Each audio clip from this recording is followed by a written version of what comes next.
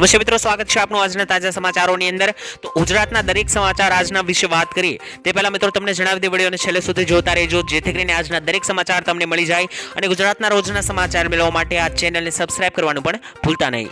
તો મિત્રો આજના પ્રથમ સમાચાર વિશે વાત કરીએ તો ખેડૂતોને સહાયના નામે મજાક ઉડાવવામાં આવી છે।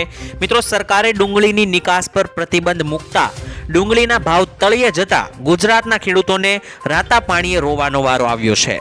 મિત્રો જેને લઈને ખેડૂતોમાં રોષ જોવા મળી રહ્યો છે। હાલ ડુંગળી મુદ્દે ગુજરાતમાં અનેક લોકોની પ્રતિક્રિયા સામે આવી રહી છે, ત્યારે કિસાન કોંગ્રેસ ચેરમેન પાલભાઈ આંબલિયાની ડુંગળી મુદ્દે મહત્વનું નિવેદન આવ્યું છે। મિત્રો કિસાન કોંગ્રેસ ચેરમેન પાલ આંબલિયાની ડુંગળી મુદ્દે એક નિવેદન આપીને ખળભળાટ મચાવી દીધો છે। મિત્રો પાલભાઈએ કહ્યું કે સરકારના યાવવાના બતાવવાના અને હાથીની જેમ મિત્રો ચાવવાના અને બતાવવાના દાંત અલગ છે। એક બાજુ સરકાર 2022માં ખેડૂતોની આવક ડબલ કરવાની વાત કરતી હતી, પરંતુ હાલની સ્થિતિ જોઈએ તો ખેડૂતોની આવક ડબલ તો ન થઈ પણ અડધી થઈ ગઈ છે। જ્યારે ખેડૂતોને ખેત પેદાશના ભાવ વધારવામાં આવ્યા છે ત્યારે સરકાર હરકતમાં આવી છે। અત્યારે ખેડૂતોને ડુંગળીના ભાવ સારા મળતા હતા ત્યારે સરકારે નિકાસબંધી કરીને ડુંગળીના ખેડૂતોને પેટ પર લાત મારી છે। મિત્રો આ મુદ્દે તમારું શું કહેવું મને કોમેન્ટમાં લખીને જણાવજો। તો ત્યારબાદના સમાચાર વિશે મિત્રો વાત કરીએ તો માવઠાની 6800 રૂપિયા સહાય જાહેર।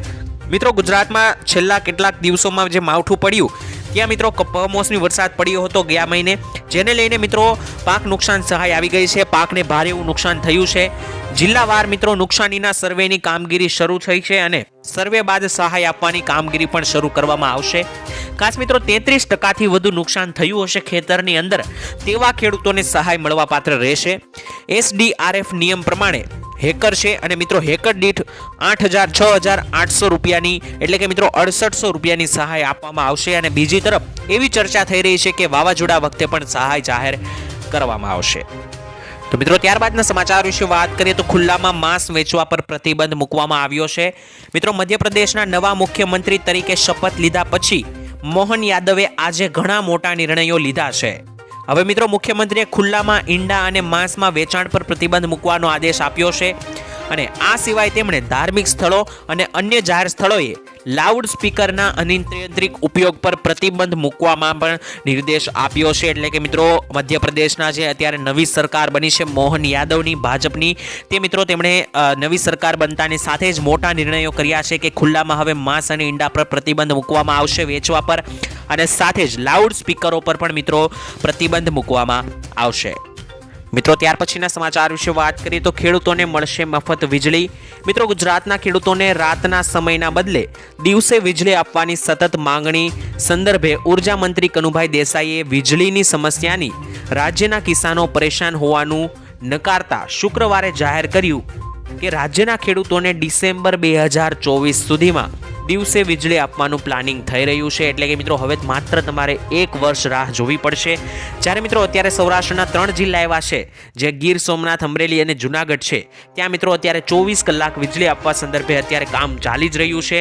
અને મિત્રો સમગ્ર ગુજરાતમાં 2024 ડિસેમ્બર સુધીમાં દિવસે દરેક ખેડૂતોને વીજળી મળશે તેવું મિત્રો સરકાર પ્રયાસ કરી રહી છે। તો મિત્રો તમારા વિસ્તારમાં રાત્રે વીજળી આવે છે કે દિવસે તે પણ મને કોમેન્ટમાં લખીને જણાવી આપજો। ત્યાર પછીના સમાચાર વિશે મિત્રો વાત કરીએ તો ખેડૂતોને લઈને મોદીજીએ મોટી ભેટ આપી છે। મિત્રો પ્રધાનમંત્રી મોદી ગુજરાત બાદ રાજસ્થાનમાં પણ અનેક કાર્યક્રમો યોજ્યા હતા અને આ કાર્યક્રમમાં તેમણે મિત્રો મોટી સંખ્યામાં ખેડૂતો પણ જોડાયા હતા, જેમાં મિત્રો વડાપ્રધાને 2000નો હપ્તો મોકલ્યાના સમાચાર આપ્યા। ત્યારબાદ પ્રધાનમંત્રીએ માહિતી આપી કે ભારતમાં યુરિયાની થેલીની કિંમત 266 રૂપિયા છે, તેની કિંમત પાકિસ્તાનમાં 800 રૂપિયા, બાંગ્લાદેશમાં 720 રૂપિયા, ચીનમાં 2100 રૂપિયા અને અમેરિકામાં 3000 રૂપિયા આસપાસ ભાવ બોલાઈ રહ્યા છે। તો મિત્રો તમે વિચાર કરો, આપણા દેશમાં જે યુરિયાની થેલીની ભાવ 260 રૂપિયા માત્ર છે, તે પાકિસ્તાનમાં 800 અને અમેરિકામાં 3000 રૂપિયા સુધીના ભાવ છે। સાથે જ મોદીએ કહ્યું કે સરકાર યુરિયાના ભાવ સંદર્ભે આપણા ખેડૂતોને પરેશાન નહીં થવા દે। મિત્રો ત્યાર પછીના સમાચાર વિશે વાત કરીએ તો પાક વીમો ફરીવાર ખેડૂતોને આપવામાં આવશે। મિત્રો પાક વીમા યોજના ગુજરાતમાં ફરીવાર શરૂ કરવાને લઈને આવ્યા મોટા રાહતના સમાચાર। ગુજરાતમાં મિત્રો ફરીવાર પાક વીમા યોજના આગામી ખરીફ સિઝનથી શરૂ કરવામાં આવશે તેવું કહેવામાં આવી રહ્યું છે। આ વખતે મિત્રો પાક વીમા યોજનામાં ખેડૂતોને લાભ થાય અને વીમા કંપનીઓ ખેડૂતોને લૂંટી ન જાય તે માટે દરેક નિયમો અને શરતો ખેડૂતલક્ષી કરવામાં આવી છે। મિત્રો ખેડૂતોને પાક વીમાની રકમ 48 કલાકમાં મળી જાય તેવી ઝડપી પ્રોસેસ સાથે મિત્રો પાક વીમા યોજનાની ફરી એકવાર એન્ટ્રી ગુજરાતમાં કરાવવામાં આવશે અને દરેક ખેડૂત મિત્રોને ફરીવાર જે છે મિત્રો પાક વીમાની રાહત અને લાભ આપવામાં આવશે.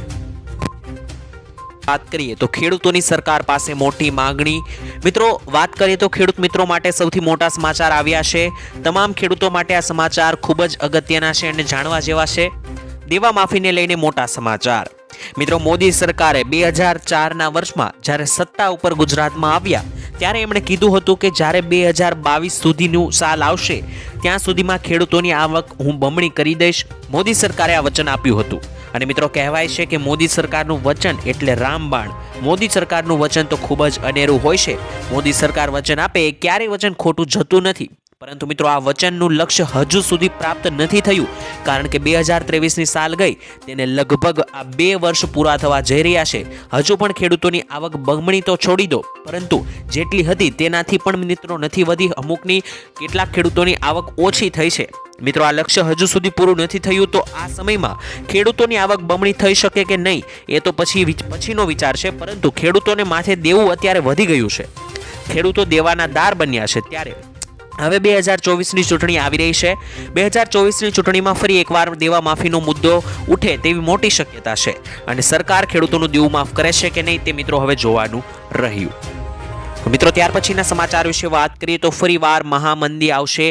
મિત્રો 17મી ડિસેમ્બર 2023ના રોજ સુરતમાં બનેલા વિશ્વ કક્ષાના સુરત ડાયમંડ બુર્સના ઉદ્ઘાટન માટે દેશના વડાપ્રધાન નરેન્દ્ર મોદી સુરત આવી રહ્યા છે. બીજી તરફ દિવાળી વેકેશન બાદ 1 મહિના પછી સુરતમાં માંડ 20 થી 25% હીરાના કારખાના શરૂ થયા છે. મિત્રો સુરત ડાયમંડ વર્કર યુનિયને જિલ્લા કલેક્ટર મારફત વડાપ્રધાન નરેન્દ્ર મોદીને આવેદનપત્ર પણ પાઠવ્યું છે જેમાં રજૂઆત કરવામાં આવી હતી કે સુરત ડાયમંડ બુર્સના ઉદ્ઘાટન પહેલા રત્ન કલાકારોની માંગણીઓ પૂરી કરો નહીતર અમારે ગાંધી ચિંધ્યા માર્ગે આંદોલન કરવાની ફરજ પડશે. મિત્રો દિવાળી બાદ વેકેશન પણ મિત્રો પૂરું થઈ ચૂક્યું છે જેને પણ મિત્રો 10 થી 12 દિવસ થયા. હજુ માત્ર મિત્રો 20 થી 25% કારખાના જ ખુલ્યા છે સુરતમાં. બાકીના તમામ કારખાનાઓ બંધ છે જેને પરથી તમે અંદાજો લગાવી શકો કે અત્યારે હીરા ઉદ્યોગમાં કેટલી મંદી ચાલી રહી છે. તો ત્યાર પછીના સમાચાર વિશે મિત્રો વાત કરીએ તો માલધારીઓમાં ભારે રોષ જોવા મળ્યો. મિત્રો રાજ્યમાં એક તરફ રખડતા પશુને પકડવાની કામગીરી હજુ શરૂ છે ત્યારે એવામાં તંત્રના ઢોરવાડામાં જ પશુઓના મોત થવાની ઘટના સામે આવતા ગુજરાત હાઈકોર્ટે આ બાબતને ખૂબ જ ગંભીરતાથી લીધી છે. મિત્રો માલધારીઓ ભારે રોષે ભરાયા છે. હાઈકોર્ટે કહ્યું કે અંગત સ્વાર્થ અને લાભ માટે નિર્દોષ પશુઓના મોત ચલાવી ન લેવાય. કેટલીક પોલિસીની અમલવારીની આડમાં પશુઓના મોત ચલાવી નહીં લેવાય. મિત્રો કોર્ટે ઢોરવાડાની ક્ષમતા, પશુઓને આપતો ચારો તેમજ સારવારની વિગતો રજૂ કરવા આદેશો પણ કર્યા છે. મિત્રો આ મુદ્દે તમારું શું માનવું છે કોમેન્ટમાં લખીને જણાવી આપો. તો મિત્રો આજના પ્રથમ સમાચાર વિશે વાત કરીએ તો તમામ દીકરીઓને મળશે આટલા લાભો. મિત્રો જો તમારા ઘરે દીકરી હોય તો આ વિડીયો આ સમાચાર તમારે જાણવા ખૂબ જ જરૂરી છે. મિત્રો દીકરીઓ માટે મહત્વની વાલી દીકરી યોજના અંતર્ગત ગીર સોમનાથ જિલ્લામાં વર્ષ 2022-23માં 3550થી વધારે દીકરીઓને વહાલી દીકરી યોજનાનો લાભ મળ્યો છે અને લાભ આપવા માટે અરજીઓ મંજૂર કરવામાં આવી છે.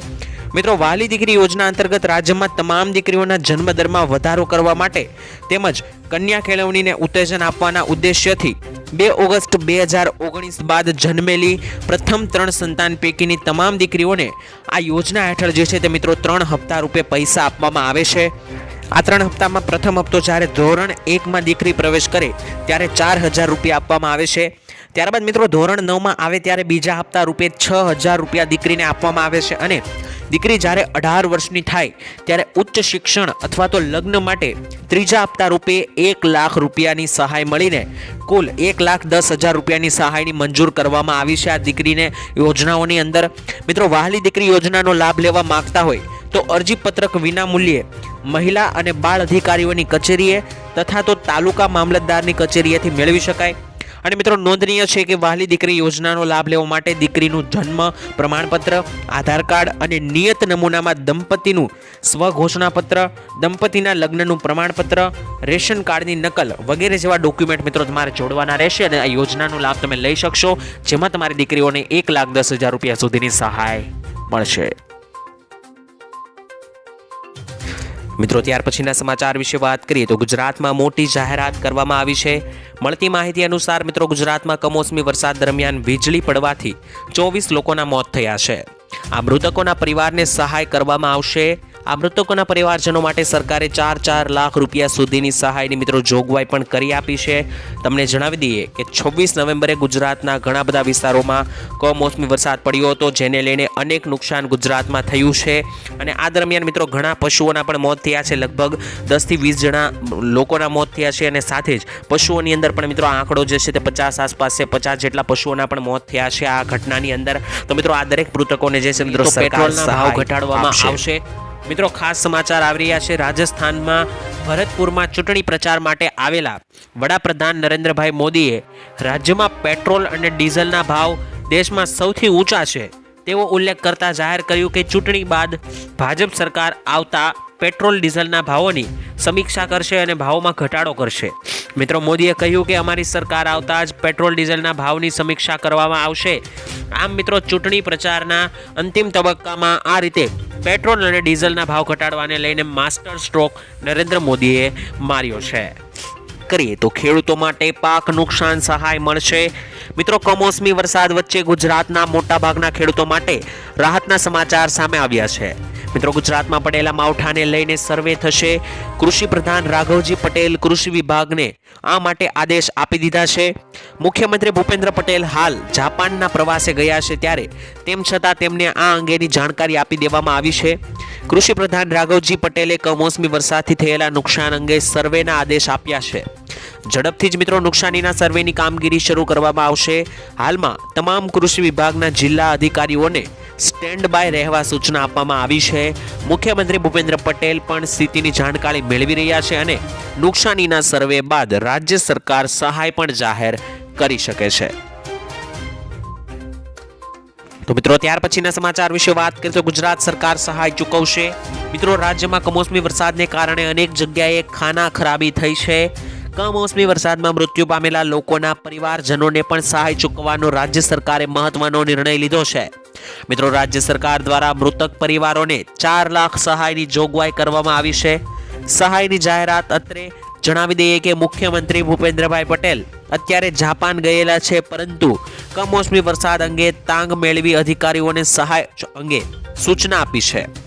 એક દિવસમાં મિત્રો કમોસમી વરસાદથી 24 લોકોના મોત થયા છે. તો આ મોત થયેલા લોકોના પરિવારજનોને આર્થિક સહાય તો ત્યાર પછીના સમાચાર વિશે વાત કરીએ તો ચીનમાં કોરોના જેવો નવો રોગ આવ્યો.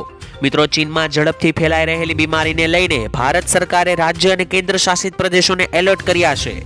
સ્વાસ્થ્ય મંત્રાલયે એડવાઇઝરી જારી કરીને જણાવ્યું છે કે કોઈ પણ મોટી બીમારી સામે હોસ્પિટલો તૈયાર રાખવી તેમજ સ્ટાફ બેડ, જરૂરી દવાઓ, ઓક્સિજન, એન્ટીબાયોટિક્સ, પીપીટી કિટ્સ અને ટેસ્ટિંગ કિટ તૈયાર રાખવા સૂચનાઓ આપવામાં આવી છે.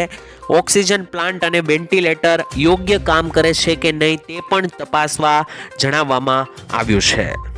મિત્રો ત્યાર પછીના સમાચાર વિશે વાત કરીએ તો રાહુલ ગાંધીએ નરેન્દ્ર મોદી પર કર્યા આકરા પ્રહારો. મિત્રો રાજસ્થાનમાં થોડા દિવસોમાં જ હવે વિધાનસભા ચૂંટણી યોજાવાની છે, ત્યારે તમામ પક્ષો ચૂંટણી જીતવા માટે જોરશોરથી પ્રચારો કરી રહ્યા છે.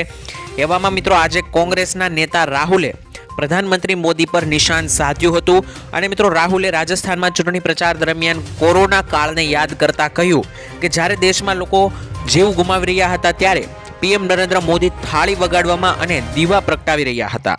તો મિત્રો આવા જે આકરા પ્રહારો છે તે રાહુલે નરેન્દ્ર મોદી પર કર્યા. મિત્રો ત્યાર પછીના સમાચાર વિશે વાત કરીએ તો રેશન કાર્ડ ધારકો ધ્યાનથી સાંભળે.